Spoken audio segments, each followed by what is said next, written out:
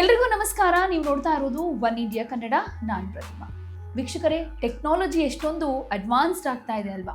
Update ಆಗಬೇಕು ನಿಜ, ಆದರೆ ಈ ಮಟ್ಟಕ್ಕ ಅಂತ ಎಲ್ಲರೂ ಆಶ್ಚರ್ಯ ಪಡಬೇಕು. ಆ ಲೆವೆಲ್ಗೆ ಟೆಕ್ನಾಲಜಿ ಅನ್ನೋದು ಡೇ ಬೈ ಡೇ ಅಪ್ಡೇಟ್ ಆಗ್ತಾನೆ ಇದೆ, ಜೊತೆಗೆ ಅಡ್ವಾನ್ಸ್ಡ್ ಆಗ್ತಾ ಇದೆ. ಈಗ ಇನ್ ಫ್ಯೂಚರ್ಗೆ ಫೋನ್ ಬೇಕಾಗೋದಿಲ್ಲ, ಸ್ಕ್ರೀನ್ ಕೂಡ ಬೇಕಾಗೋದಿಲ್ಲ. ಮಾಹಿತಿ ಏನಿರುತ್ತೆ ಅದು ನೇರವಾಗಿ ನಿಮ್ಮ ಕಣ್ಣು ಮುಂದೆ ಬರುತ್ತೆ ಅಂದರೆ ಆಶ್ಚರ್ಯ ಆಗುತ್ತೆ ಅಲ್ವಾ? ಇಂಥ ಒಂದು ಆಶ್ಚರ್ಯಕರ ವಿಚಾರದ ಬಗ್ಗೆನೇ, ಹಾಗೆ ಫ್ಯೂಚರಲ್ಲಿ ನಮ್ಮ ಬಳಕೆಗೆ ಇದು ಬರೋ ಚಾನ್ಸಸ್ ಕೂಡ ಸದ್ಯದಲ್ಲೇ ಇದೆ ಅನ್ನೋದ್ರ ಬಗ್ಗೆ ಒಂದಷ್ಟು ಮಾಹಿತಿಯನ್ನು ಕೊಡ್ತಾ ಇದ್ದೀನಿ. ಸರ್ವಂ ಕಜೆಯಂತಹ ಸ್ಮಾರ್ಟ್ ಗ್ಲಾಸ್ಗಳು ಈಗ ಭವಿಷ್ಯವನ್ನು ಹೇಗೆ ಬದಲಾಯಿಸುತ್ತೆ ಅನ್ನೋದು ನಿಮಗೆ ಗೊತ್ತಿದೆಯಾ? ಸೊ ಇವತ್ತಿನ ವಿಡಿಯೋದಲ್ಲಿ ಅದ್ರ ಬಗ್ಗೆನೇ ತಿಳ್ಕೊಳ್ಳೋಣ. ಸಾಮಾನ್ಯವಾದ ಕನ್ನಡಕ ಅಲ್ವೇ ಅಲ್ಲ ಇದು. ಇದರಲ್ಲಿ AI ತಂತ್ರಜ್ಞಾನ ಇರುತ್ತೆ. Camera, microphone, display all in one ಅಂತ ಹೇಳ್ಬೋದು. ನಿಮಗೆ ಮೆಸೇಜ್ ಬಂದ್ರೂ, ಕಾಲ್ ಬಂದ್ರೂ, ನ್ಯಾವಿಗೇಷನ್ ಬೇಕಾದ್ರೂ ಎಲ್ಲವೂ ಕಣ್ಮುಂದೆ ಬರುತ್ತೆ. ಇದು ಫೋನ್ಗೆ ಪರ್ಯಾಯವಾಗಿರೋ ತಂತ್ರಜ್ಞಾನ ಅಂತ ತಜ್ಞರು ಹೇಳ್ತಾ ಇದ್ದಾರೆ. ವಿದ್ಯಾರ್ಥಿಗಳು ಪುಸ್ತಕ ಓದೋ ಬದಲು 3D ಮಾದರಿಗಳನ್ನ ಕಣ್ಮುಂದೆ ನೋಡಬಹುದು. ಡಾಕ್ಟರ್ಗಳು ಸರ್ಜರಿ ಮಾಡುವಾಗ ರಿಯಲ್ ಟೈಮ್ ಮಾಹಿತಿಯನ್ನು ಪಡ್ಕೊಳ್ಬಹುದು. ಇನ್ನು ಎಂಜಿನಿಯರ್ಗಳು ಫೀಲ್ಡ್ನಲ್ಲಿ ಕೈ ಬಿಡದೆ ಸೂಚನೆ ಪಡೆಯಬಹುದು. ಇದು ಉತ್ಪಾದಕತೆಯನ್ನು ಜಾಸ್ತಿ ಮಾಡೋ ದೊಡ್ಡ ಸಾಧನ ಆಗಬಹುದು ಅಂತಾನು ಹೇಳಲಾಗ್ತಾ ಇದೆ. ಭಾರತದಲ್ಲಿ ಕೃತಕ ಬುದ್ಧಿಮತ್ತೆ ಅಂದರೆ AI ಕ್ಷೇತ್ರದಲ್ಲಿ ತ್ವರಿತ ಪ್ರಗತಿಯ ನಡುವೆ ಹೊಸ ಮತ್ತು ಆಸಕ್ತಿದಾಯಕ ಆವಿಷ್ಕಾರ ಈಗ ಹೊರಹೊಮ್ಮತಾ ಇದೆ. ಇತ್ತೀಚೆಗಷ್ಟೇ ಪ್ರಧಾನಿ ನರೇಂದ್ರ ಮೋದಿಯವರು ಇಂಡಿಯಾ AI ಇಂಪ್ಯಾಕ್ಟ್ ಶೃಂಗಸಭೆ 2026ರಲ್ಲಿ ವಿಶೇಷವಾಗಿರೋ ಸ್ಮಾರ್ಟ್ ಗ್ಲಾಸ್ಗಳನ್ನು ಧರಿಸಿರೋದನ್ನು ನೀವು ಅಬ್ಸರ್ವ್ ಮಾಡಿರ್ತೀರಾ ಅಲ್ವಾ? ಈ ಕನ್ನಡಕಗಳನ್ನು ಸರ್ವಂ ಕೇಸ್ ಅಂತ ಕರೀತಾರೆ. ಇದನ್ನ ಭಾರತೀಯ ಸ್ಟಾರ್ಟ್ಅಪ್ ಸರ್ವಂ AI ಅಭಿವೃದ್ಧಿಪಡಿಸಿರೋದು. ಇವು ಸಾಮಾನ್ಯ ಕನ್ನಡಕಗಳಲ್ಲ, ಆದರೆ ಮನುಷ್ಯನಂತೆ ಕೇಳುವ, ಅರ್ಥ ಮಾಡಿಕೊಳ್ಳೋ ಹಾಗೆ ತಕ್ಷಣ ರಿಯಾಕ್ಟ್ ಮಾಡುವಂತಹ ಸ್ಮಾರ್ಟ್ ಸಾಧನ.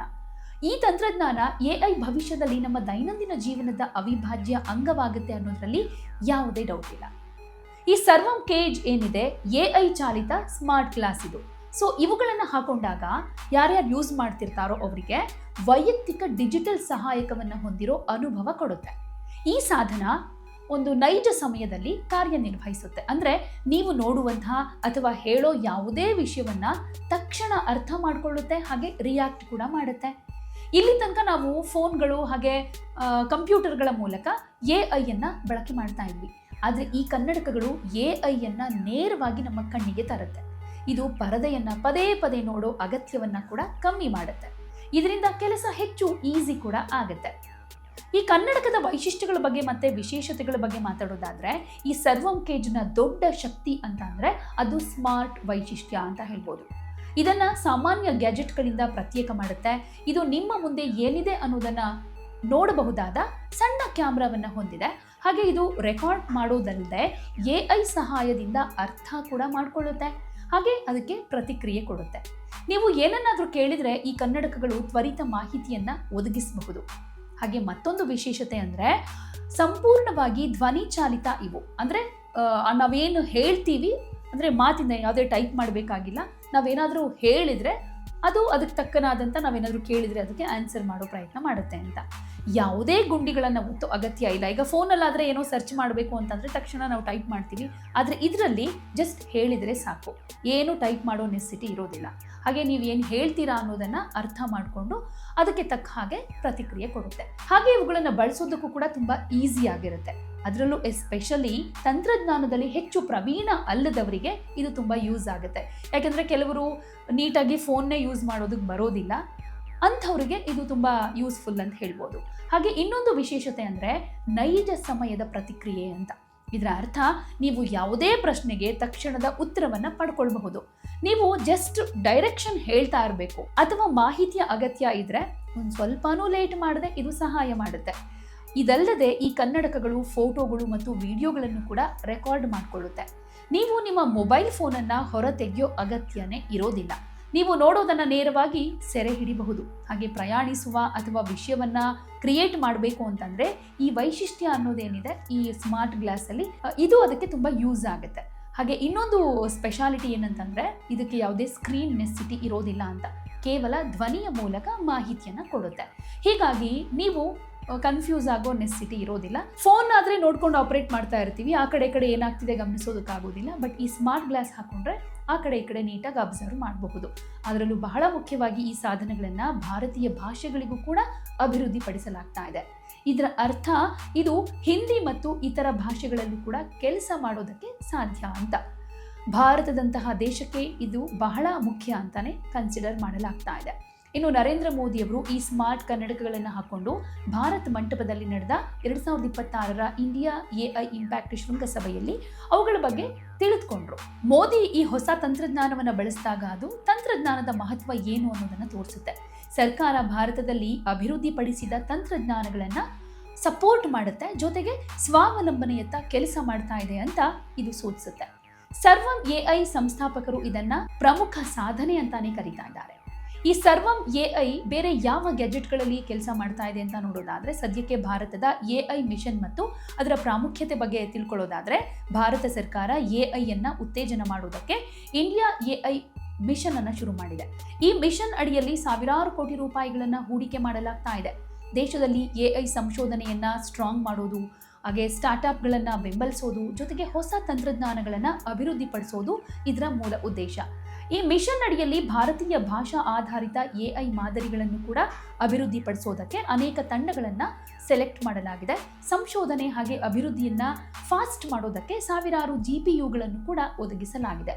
ಈ ಸರ್ವಂ ಕೆಜೆಯಂತಹ ಉತ್ಪನ್ನಗಳನ್ನು ಈ ಮಿಷನ್ನ ಭಾಗ ಅಂತ ಪರಿಗಣಿಸಬಹುದು. ಭಾರತ ಈಗ ಎಐ ಕ್ಷೇತ್ರದಲ್ಲಿ ವೇಗವಾಗಿ ಮುಂದುವರಿತಾ ಇದೆ ಅನ್ನೋದನ್ನ ಇದು ತೋರಿಸುತ್ತೆ. ಸೊ ಇದರ ಭವಿಷ್ಯದ ಪರಿಣಾಮ ಏನಾಗುತ್ತೆ ಅಂತ ಕೂಡ ಯೋಚನೆ ಮಾಡಬೇಕಾಗುತ್ತೆ. ಈ ಸರ್ವಂ ಕೆಜೆಯಂತಹ ಸ್ಮಾರ್ಟ್ ಗ್ಲಾಸ್ಗಳು ಭವಿಷ್ಯದಲ್ಲಿ ನಮ್ಮ ಜೀವನವನ್ನ ಗಮನಾರ್ಹವಾಗಿ ಚೇಂಜ್ ಮಾಡುತ್ತೆ. ಈ ತಂತ್ರಜ್ಞಾನ ಜನರ ಕೆಲಸವನ್ನ ಸ್ವಲ್ಪ ಸರಳ ಮಾಡುತ್ತೆ, ಜೊತೆಗೆ ಟೈಮ್ ಕೂಡ ಸೇವ್ ಆಗೋ ಹಾಗೆ ಮಾಡುತ್ತೆ. ಶೈಕ್ಷಣಿಕ ಕ್ಷೇತ್ರದ ವಿದ್ಯಾರ್ಥಿಗಳು ಇದನ್ನ ಕಲಿಕೆಗೆ ಯೂಸ್ ಮಾಡ್ಕೊಳ್ಬಹುದು. ಇನ್ನು ಆರೋಗ್ಯ ಕ್ಷೇತ್ರದ ವೈದ್ಯರು ಕೂಡ ಒಂದಷ್ಟು ಮಾಹಿತಿಗಾಗಿ ಇದನ್ನ ಯೂಸ್ ಮಾಡ್ಕೊಳ್ಬಹುದು. ಇನ್ನು ವ್ಯವಹಾರದಲ್ಲೂ ಕೂಡ ಜನರು ಸ್ವಲ್ಪ ಫಾಸ್ಟಾಗಿ ಆಗಬೇಕು, ಒಂದಷ್ಟು ಡಿಸಿಷನ್ ಆಗಿರ್ಬೋದು, ಒಂದಷ್ಟು ಪ್ಲಾನಿಂಗ್ ಆಗಿರ್ಬೋದು, ಇದೆಲ್ಲದಕ್ಕೂ ಕೂಡ ಇದು ಹೆಲ್ಪ್ ಮಾಡುತ್ತೆ. ಬಹಳ ಮುಖ್ಯವಾಗಿ ಈ ತಂತ್ರಜ್ಞಾನ ಡಿಜಿಟಲ್ ಹಾಗೆ ನೈಜ ಪ್ರಪಂಚಗಳ ನಡುವಿನ ಅಂತರವನ್ನು ಕಮ್ಮಿ ಮಾಡುತ್ತೆ ಅಂತ ಹೇಳ್ಬೋದು. ಮಾಹಿತಿಗಳನ್ನು ಪಡ್ಕೊಳ್ಳೋದಕ್ಕೆ ನಮಗೆ ಇನ್ನು ಮುಂದೆ ಪ್ರತ್ಯೇಕ ಸಾಧನಗಳ ಅಗತ್ಯ ಇರೋದಿಲ್ಲ. ಬದಲಿಗೆ ಇದೊಂದೇ ಸಾಧನ ಎಲ್ಲ ಟೈಮ್ನಲ್ಲೂ ಕೂಡ ನಮ್ಮೊಂದಿಗೆ ಇದ್ರೆ ಯೂಸ್ಫುಲ್ ಅಂತಾನು ಹೇಳ್ಬೋದು.